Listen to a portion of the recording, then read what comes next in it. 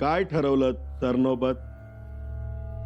आता ठरवाया तर पाहिजे काहीतरी. आदेश आहे म्हणलं. पण शंभूराजासनी का जेर बंद करायचं याचं काहीच लिहिलं नाही. कारण दिल्यानंतरच आपण अंमलबजावणी करणार का? कसंही सोमाजी पण ससा नाही धरायचा, वाघाला कासरा लावायचा आहे. सोपं का ते? एखाद्या वेळेस हाकनात जीव गेलाच तर तो कोणत्या कारणासाठी गेला हे कळाय ना ग. पण महाराज तरी कुठे प्रत्येक गोष्टीचं कारण देत होते? त्यांनी सांगायचं आणि आपण ऐकायचं. असेच वागलो ना आपण? पण महाराज महाराज कुठं, आपण कुठं? काय हो पेशवे, त्यासनी विचारा.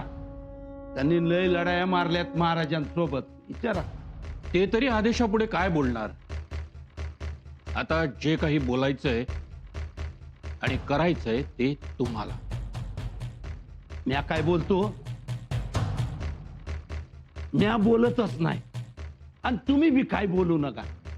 आल्या पावली माघारी जा बघू. वाटल्यास 2-4 दिवस राहा, पाहुणचार घ्या. तुमच्यासाठी बोकड कापतो, कृष्णाचा मासा पकडून आणतो, पाहिजे तर पंचपक्वान करून घालतो. पण सुखाचा जीव दुःखात नका घाल. हा? ऐका माझं, इंगळाशी खेळाय नका जाऊ. सरनोबत, तुमचे सल्ले घ्यायला आम्ही इथे आलो नाहीत. शंभूराजांना जेरबंद करून आमच्या हवाली करा. पुढचं आम्ही बघतो काय ते. जमणार नाही. अहो शंभूराज म्हणजे साक्षात रुद्र आहेत, रुद्र. तुम्ही अजून त्यासनी रणांगणात बघितलं नाही. किती बी फौज येऊ द्या, जुमानत नाही ते. हो, मलाही चांगलाच अनुभव आहे. मी 1-2 मैदान मारलीत त्यांच्या बरोबर. ऐका, इथे कोणी नाही मारलं मैदान ते सांगा ना. काय करणार आहेत ते आपल्या पुढे? हो, कालचं पोर ते. आपण मान देतो म्हणून, नाहीतर काय हो. 2 गोष्टी ऐका या अडाण्याच्या आणि लक्षात ठेवा. घोड्याच्या माग कधी उभं राहू नये आणि शंभूराजांच्या मोर कधी जाऊ नये. साक्षात रुद्र आहेत ते, रुद्र. एकदा का रुद्र संचारला का मग आगीचा डोंबाळा उसळलाच म्हणून समजा. मग आवरता येणं कठीण. दादा, सरनोबतांनी तलवार काढून बाजूला ठेवली आणि नमनाची कौनच सुरू केली.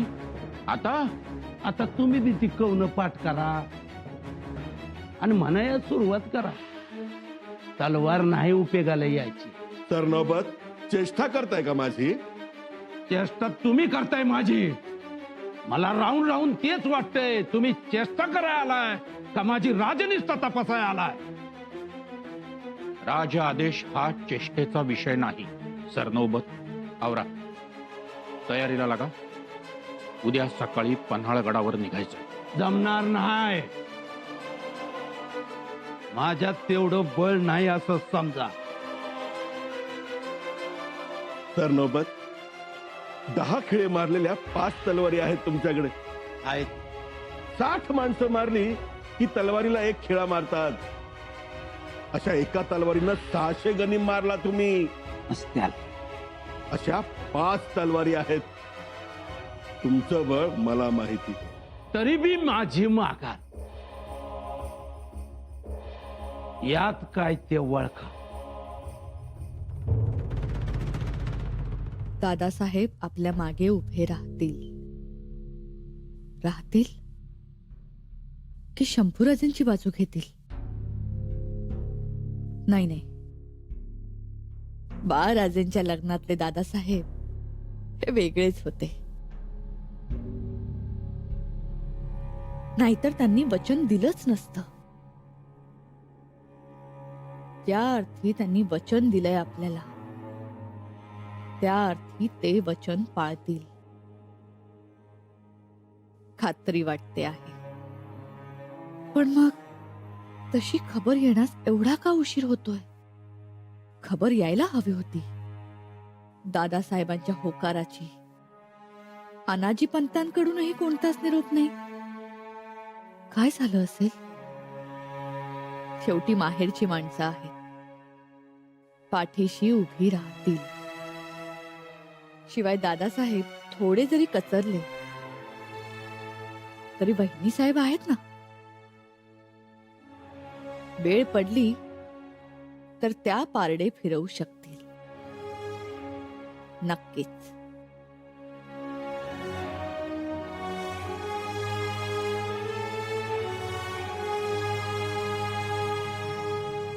धाकट्याबाई साहेब,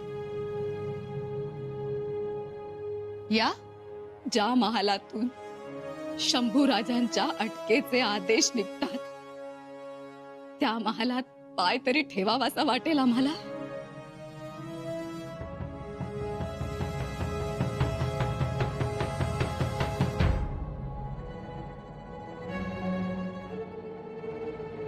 आम्ही फक्त शंभूराजेंना घेऊन या असा आदेश दिला आहे आणि सोबत 5,000ची फौज दिलीत ना. कमळाच्या देठाच्या गाभ्यासारखे नाजूक शंभूराजे नख लावलं तरी तुटणारे, त्यासाठी 5,000 समशेर पाठवलीत. बरं केलं ते. मोठेपणा आलाय तुम्हाला, पण त्याचा आब राखून राहा एवढीच विनंती. गैरसमज होतोय तुमचा. आमचा नाही, रयतेचा होतोय. होईल. धाकट्याबाई साहेब, खूप सांगायचंय तुम्हाला, ऐकून घ्या आमचं. परमेश्वरानं आमच्या कपाळीचं कुंकू हिरावून घेतलं. आता मनुष्य कर्मानं आमच्या शंभू बाळाला दगा नको.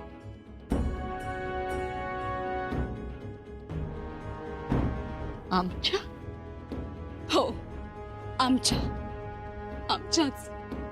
कारण आता तुम्ही राजमाता आहात. धाकट्याबाई साहेब, हो, राजमाता. पण स्वराज्याच्या यापूर्वी हा मान आऊसाहेबांना लाभला होता. त्याचं भान असू द्यावं.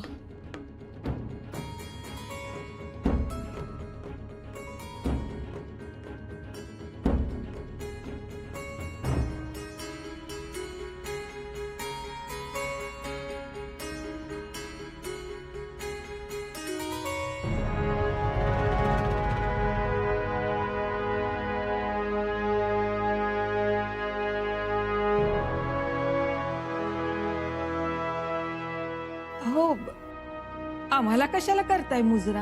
अहो, हा मुजरा सर नौबतांच्या गृहलक्ष्मीच नसून रायगडाच्या राजांच्या सख्या मामी साहेबांना आहे. बसा. आपल्या समोर आता बसणं. अहो, पूर्वीच्या गोष्टी वेगळ्या होत्या, आताच्या वेगळ्या. पूर्वीचा मान मरातब वेगळा होता, आताचा वेगळा. स्वतः राजे म्हणजे राजाराम राजे ते कणभरही विसरत नाहीत. होय तर त्यांचा लई लळा आहे आम्हाला. त्याचप्रमाणे राजमातोश्री त्यांचंही अगदी तसंच. अहो, नेहमी कौतुक, नेहमी आठवण काढतात तुमची, विसरतच नाहीत त्या. अहो, म्हणून तर मंचकारोहणाचा सोहळा झाला, पुत्र गादीवर बसला, पण वहिनी साहेबांचा मानपान एवढ्या रगाड्यातही विसरले नाहीत राजमातोश्री. अरे हे बघा,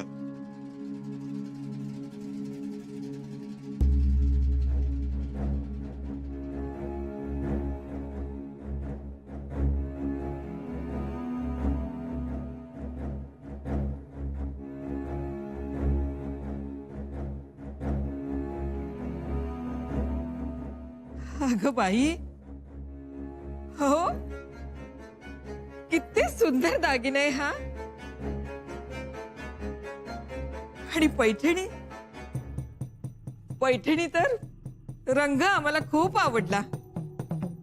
अहो राजमातुश्री म्हणाल्या, लोकांना दिसताना सरनोबत दिसतात, पण त्यांच्या मागे खंबीरपणे उभ्या असलेल्या वहिनी साहेब नाही दिसत. अहो त्यांच्यामुळेच तर सरनोबत. झालं ना आता, चला निघूया.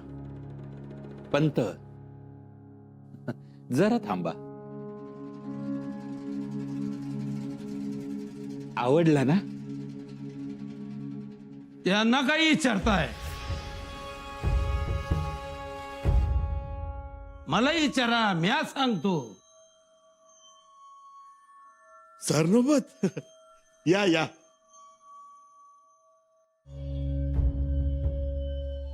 काय आहे हे? आहेर आहेर आहेर देताय का मोहित्यांचं इमान खरेदी करताय? हो नाही हो, आम्ही आपलं याद राखा, हे सोनं सोडा. सोन्याच्या राशी जरी पाडल्या तरी मोहित्यांच्या घराण्यातलं बारकं पोरग बी चळणार नाही. लक्षात घ्या. अहो आहेर आहे हा, आणि त्यांना आवडलाय. आहेर म्हणून आवडला असल, पण लाच म्हणून कळल तेव्हा फेकून देत्याल त्या. लाच? छे छे छे छे छे, नाही हो. याद राखा, तुम्ही स्वराज्याचे कारभारी आहात म्हणून ग बसतोय. तुमच्या जागी जर दुसरं कोणी असतं तर 15 फटके देऊन कोठरीत टाकला असता त्याला. निघा. सरनौबताच्या घरात तुमचा अपमान व्हायचा नसेल तर निघा. आणि एक जी काय बोलणी होईल, ज्या काय वाटाघाटी होत्याल, जे काय राजकारण असेल ते आपल्या घरात नाही. निघा.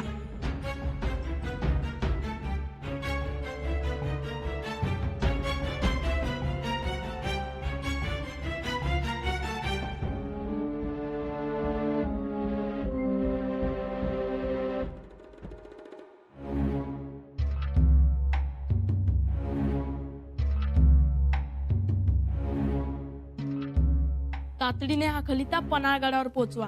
जी. आणि एक ध्यानात ठेवा, खलिता हा दादासाहेबांच्याच हाती लागेल. जी राजे. निघावे आणि तातडी एवढी आहे, थेट पन्हाळगडा पोचावे. या. जी.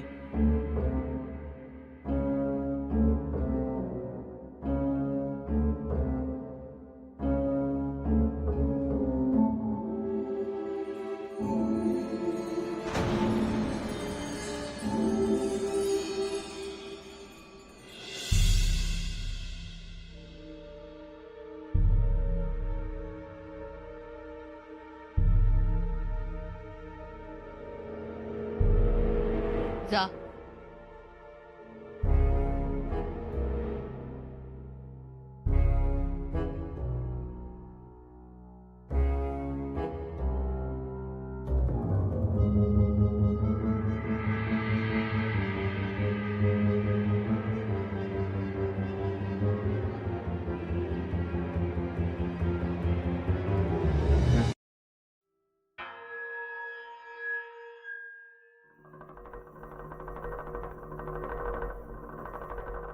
काय हे? तुम्ही शंभूराजेंना खलिता पाठवणार आहात? जी मातोश्री. केव्हा पोच येणार तुम्हाला? मातोश्री, तुम्हाला आमचं मन केव्हा समजणार? केव्हा तुम्ही आमच्या धोरणाने चालणार? दौलतीत जरा बघावं काय चाललंय ते. तुमचं आसन अबाधित राहावं म्हणून हा सगळा खटाटोप चाललाय. पण तुम्ही मात्र खलिता पाठवून शंभूराजेंच्या पंखाखाली बसायचा विचार करताय. चूक झाली का आमची? हो, खूप मोठी चूक. एकतर आमची इजाजत न घेता तुम्ही खलिता पाठवत आहात. परंतु थोरल्या भावाला खलिता लिहिण्यास इजाजत का घ्यायची? आम्हाला दादासाहेबांची आठवण येते. त्यांनी घरी लवकर परत यावे एवढंच लिहिलंय खलित्यात.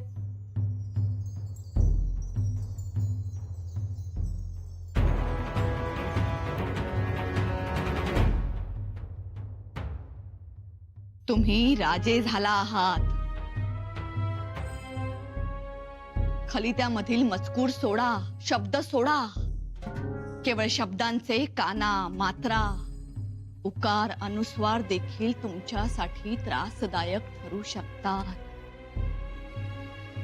राजे झाला आहात. माया सोडा. नाती गोती विसरा आता. राजा झालं की नाती विसरायची असतात. होय, आता तुमच्या प्रत्येक गोष्टीचा अर्थ काढला जातो. तुम्ही मान हलवली की ती संमती असते. तुम्ही हात वर केला की तो अभय असतो. तुम्ही डोळे फिरवले की तो इशारा असतो. तुम्ही पाय उचलला की तो संकेत असतो. आणि तुम्ही कोणास खलिता लिहिला तर तो तुमचा नाही, दौलतीचा निर्णय असतो. आणि म्हणून आता ही बालबुद्धी सोडावी. राजासारखं जगावं हेच तुमच्या, आमच्या आणि दौलतीच्या भल्याचं आहे. मातोश्री,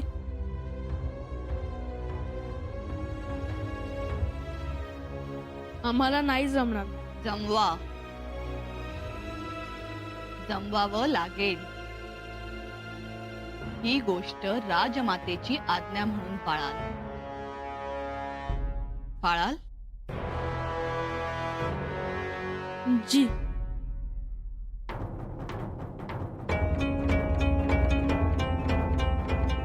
या खलित्याचं काय कराल? जाळून टाकाल? गडावर फौजा यायला लागल्या. सरदार नलावडे आणि सरदार पांगिऱ्यांच्या फौजा पोहोचल्या सुद्धा. ज्योत्याजी केसरकरांना सांगा फौजांची बर्दास्त ठेवा म्हणून. जी युवराज. युवराज, युवराज, काय झालं कविराज? युवराज, ते तळबीड सरनोबत. काय सरनोबतांचा खलिता आला? नाही युवराज, पण अनाजी पंत आणि मोरोपंत सरनोबतांकडे गेल्याची खबर आहे. पोहोचलेच शेवटी? हो, आत्ताच खबर आली. कधी पोहोचले? कालच. काल? जी. याचा अर्थ अनाजी पंतांची भरारी आपल्यापेक्षा मोठी आहे कविराज. हो, तसंच म्हणावं लागेल. आपल्या अगोदरच पोहोचले ते. आता ते सरनोबतांच्या गळी पडणार. होय, गळी पडणार, मनधरणी करणार. मामासाहेबांना कारभारी मंडळी सहजासहजी सोडणार नाही. अजून कोण कोण आहे? अनाजी पंत, मोरोपंत आणि तो सोमाजी, तोही हस्तक्षेप करतोय. आलंय, आमच्या कानी आलंय ते. पण त्याला एवढा अधिकार का? अधिकार नाहीच हो. तो सोमाजी अनाजी पंतांचा भाऊ आहे म्हणून हस्तक्षेप करतो, मध्ये मध्ये तोंड घालतो. अस्वला अगोदर दरवेशाची आरोळी त्यातला प्रकार आहे. बघू, कधी ना कधी आमच्या तावडीत सापडेलच. पण आता काय करायचं? आता आपण काय करणार? आपण फक्त बघत राहायचं. कविराज, या सगळ्या प्रकरणात मामासाहेबांची भूमिका सगळ्यात महत्वाची. पण आम्हाला खात्री आहे, जर मामासाहेब आले तर ते आपल्याच बाजूने येतील. युवराज, एकंदर वर्तणुकीवरनं तसं वाटत नाही.